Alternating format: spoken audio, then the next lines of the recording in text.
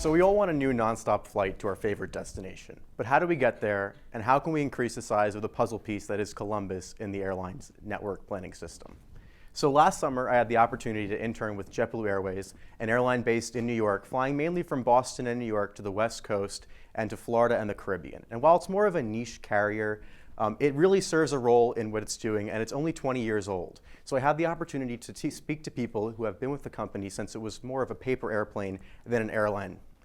And through that, I learned a lot about what the environment was of the airline industry for the past 20 years. Mergers and acquisitions, where airlines were acquired for basically the value of their assets, in most cases being those airplanes, and what really was the uphill battle that JetBlue climbed to get to where it was today. So airlines themselves have come together, merged, and been acquired. There were 10 major carriers about 20 years ago, and today we only have 4 that carry 80% of the entire market in the US. So that's for a lot of reasons. Airlines are high fixed cost businesses. They can start at about $20 million and go up to about $500 million, depending on the type of aircraft. And they're forced to find ways to make money as soon as they enter service, or else their entire business has no purpose. And that's a lot to do with the also high variable costs of the business. Their fuel is a commodity that no business hopes it has to rely on. But for the future, at least the next few decades, it seems like airplanes are going to be powered by jet fuel. So they'll have to deal with the price volatility and the supply volatility that comes with that.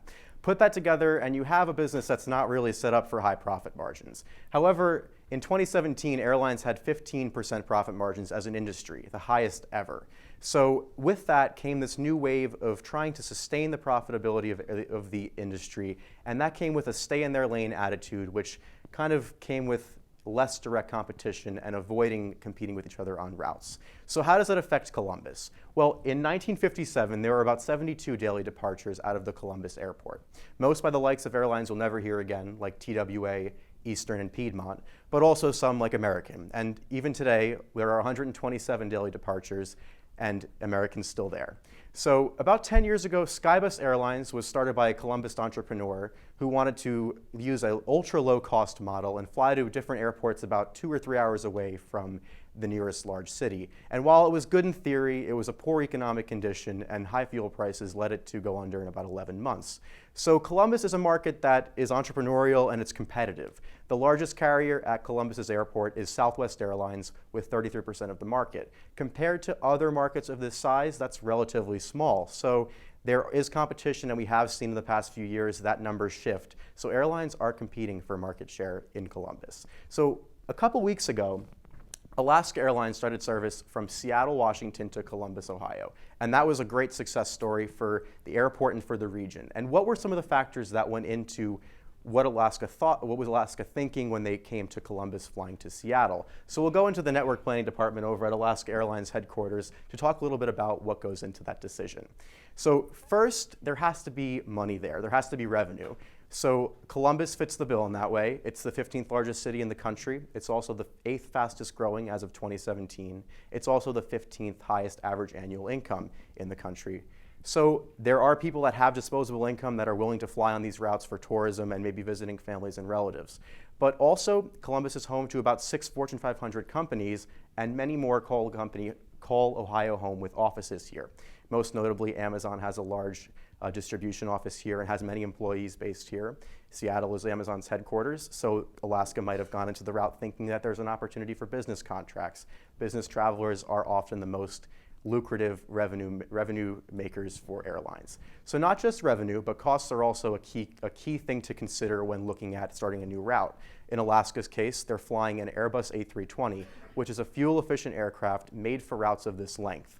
And it really works. So they have low fuel costs, and not just fuel, but also airports charge very varying amounts based on the size and the location of the airport, on things like charging for gate space and for ticket counter space, landing fees, and Columbus is lower than a lot of other airports of its size. So Alaska also saw that as an opportunity.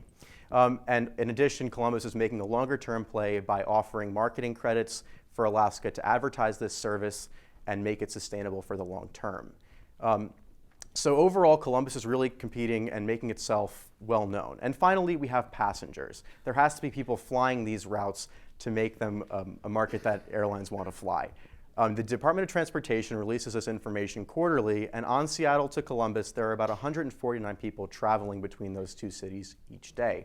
So Alaska's flying a 150-person plane. You might be thinking they have to fill up the plane to make any money, or to fill up the flight. But Alaska also is offering connections up and down the West Coast, and ironically, Alaska as well. So people who are flying to those destinations can choose to use Alaska's service to not just fly to Seattle, but across the West Coast and Alaska as well. So there are passengers. So overall, Columbus really does fit the bill of what a successful region is for airlines to come and start new service. So what do we have to do to really keep this success going? And a lot of airports use this. I know when I was at Islip MacArthur Airport, this was a common term that our commissioner used, and it's use it or lose it. So if airlines don't see success at the airport with that certain route, they will cut it very quickly as well. So to see continued success, we really should keep using our airport, and airline airfare has never been lower. It's been lower, but it's very low still, and there has never been a time where there was more options here at the Columbus airport. A larger thing that Columbus is trying to do is service to Europe. That's a big play.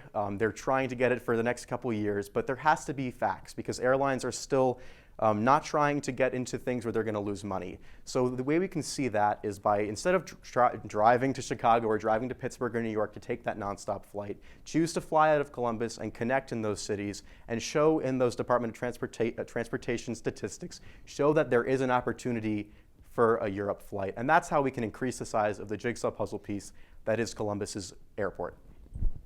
Thank you.